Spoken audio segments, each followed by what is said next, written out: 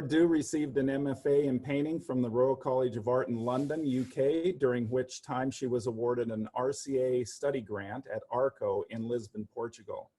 A recipient of the prestigious Delphinus Fellowship in London, Kulvinder produced large-scale works subsequently collected by MTV Europe, Katsuo Ishiguro, the UK Department of Education and Science, and many others.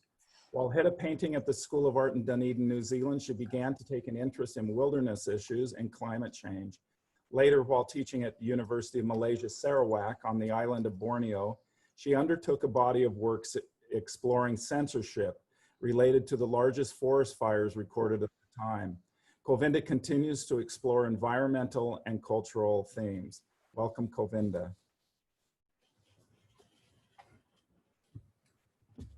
Hello, everybody. Thank you so much, Bruce, and Lakota and Peters Valley. Thank you so much for giving myself and other artists the opportunity to present our work. I'm about to share something. Wait, sorry, there we go.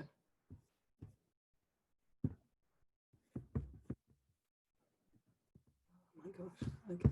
There we go. Oh, sorry about the tech. The old glitch.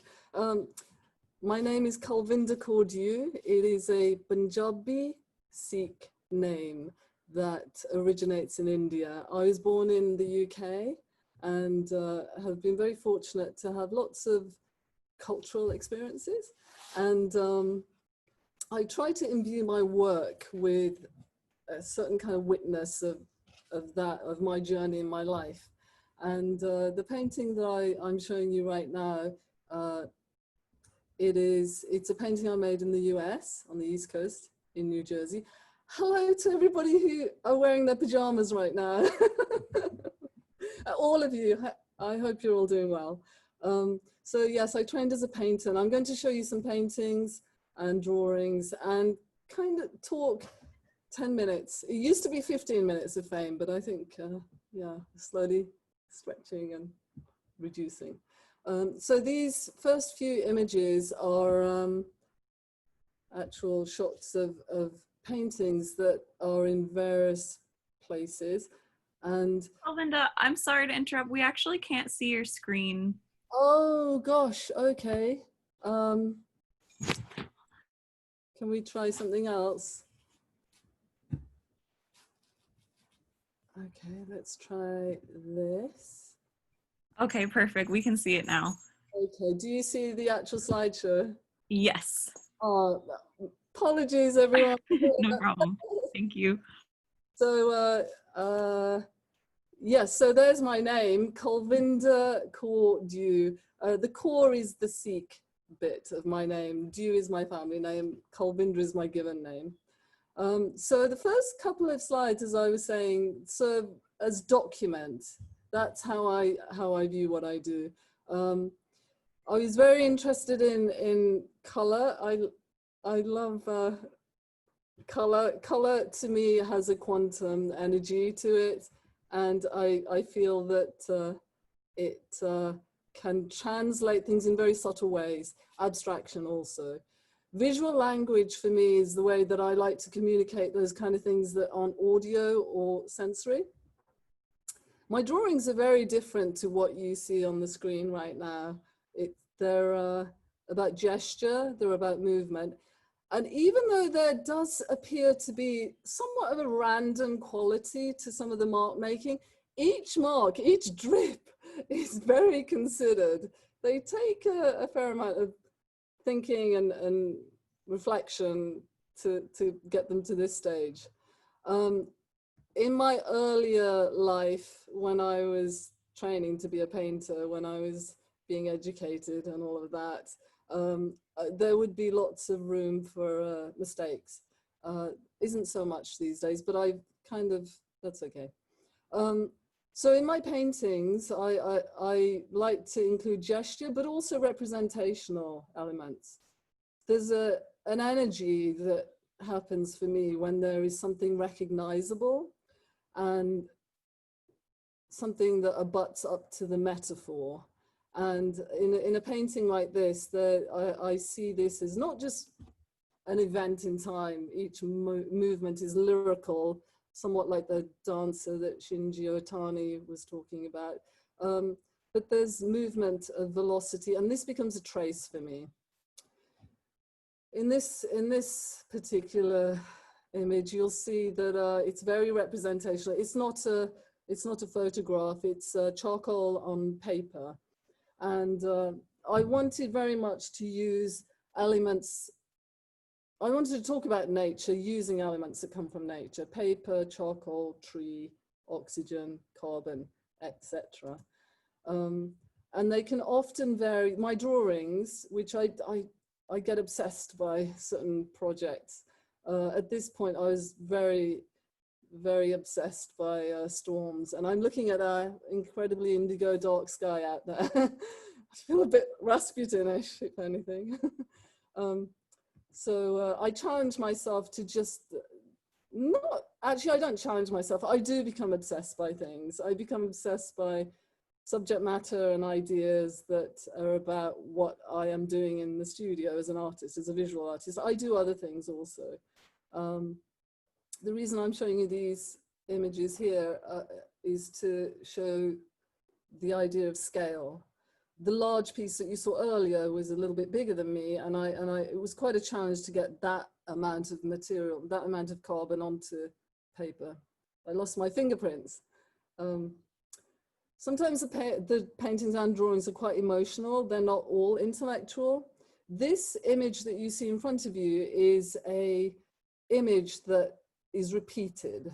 I became very interested in supersymmetry and the idea of how things can appear different just by rotation, alignment, that kind of thing. And so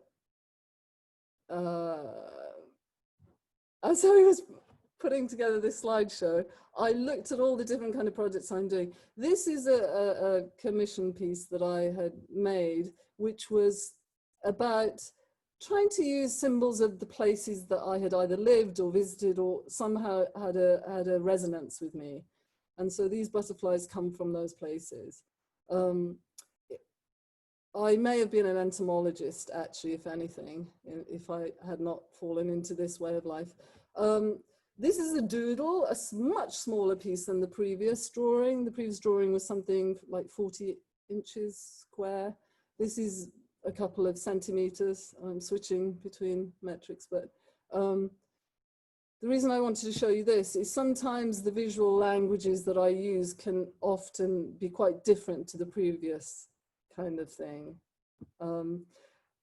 I feel that I have different kinds of visual accents, and to make a charcoal homage drawing like this is to pay homage to the place that we live currently. And some of you know what this looks like, this area that we're in right now in northern New Jersey. It's absolutely spectacular, very fortunate.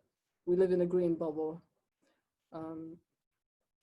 This is a place that some of you who have been to Peters Valley would know very much. It's Hilltop, and it actually lives in New Orleans right now. Somebody acquired this piece during the New Orleans tragedy where the 9th Ward was flooded.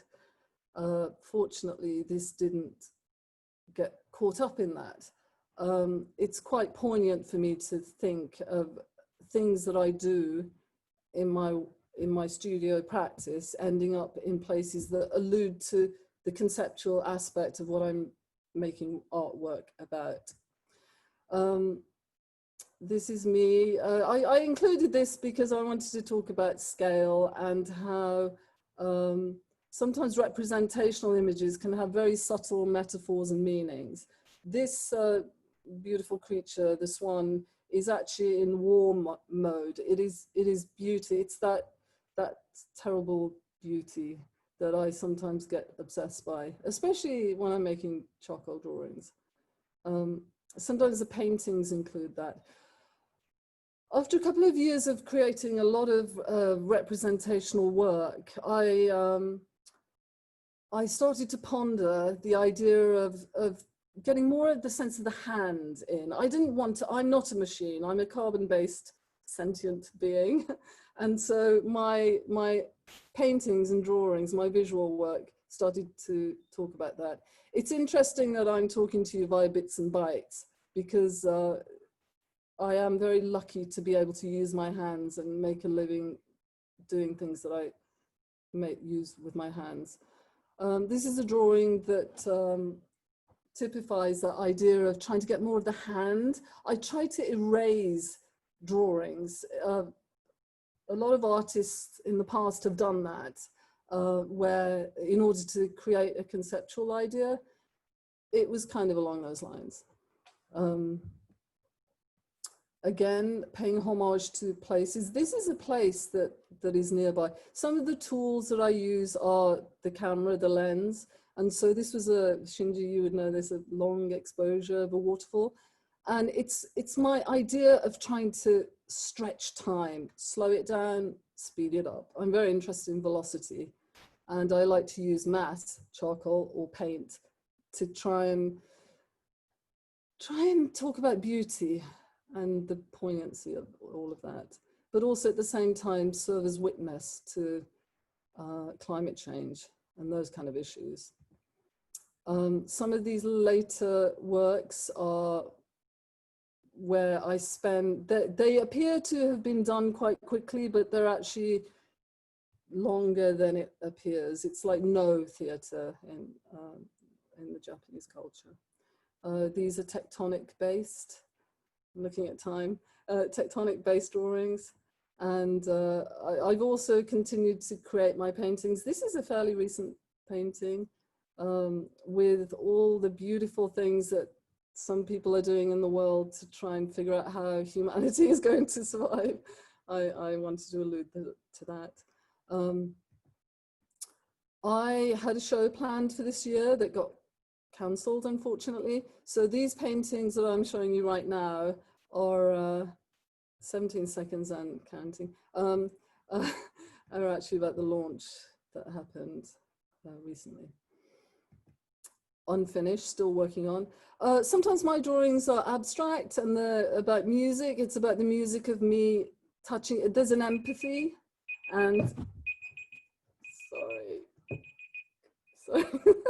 There's an empathetic response that I want to give myself, but also to you guys. I do believe that artists are mirrors to culture. And so when I apply my hand to these things and then I talk in this visual dialogue, I would hope that there's a certain kind of empathy from me to you, all of you who are watching this. These are most recent pieces. I wanted to show you this because sometimes the work isn't as I want it to be. I should have left it here, but it went to here. And I actually kind of like where it went, but this is just the beginning of a process where I will continue this way of working. So thank you so much for your time and holding space for me to jabber. And I look forward to seeing you all on some of the virtual programming that Peters Valley is organizing at the moment. And I'm also conducting some virtual workshops. So I look forward to seeing you all. Thank you so much.